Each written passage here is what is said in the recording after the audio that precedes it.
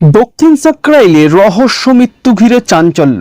হাওড়ার দক্ষিণ সাঁকরাইলে ৬৫ বছরের মহিলার রহস্য মৃত্যুকে বাড়ির অদূরে একটি বাগান থেকে উদ্ধার হয় শান্তি মালিকের রক্তাক্ত।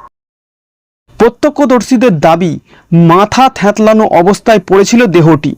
কিভাবে ঘটলো এই মর্মান্তিক ঘটনা? নেপথ্যে কি রয়েছে কোনো ষড়যন্ত্র নাকি অন্য কোনো রহস্য? ঘটনার তদন্তে নেমেছে সাঁকরাইল থানার পুলিশ। ইতিমধ্যে শুরু হয়েছে জোরদার তদন্ত।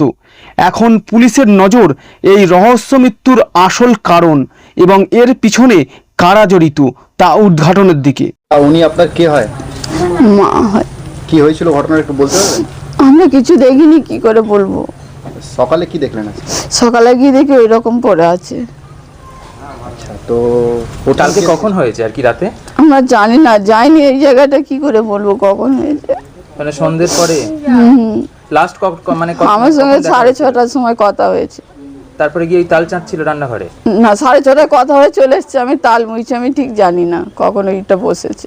আর তারপরে বডিটা গিয়ে কখন দেখলেন? সকাল 7টার সময় গিয়ে দেখছি ওই রকম।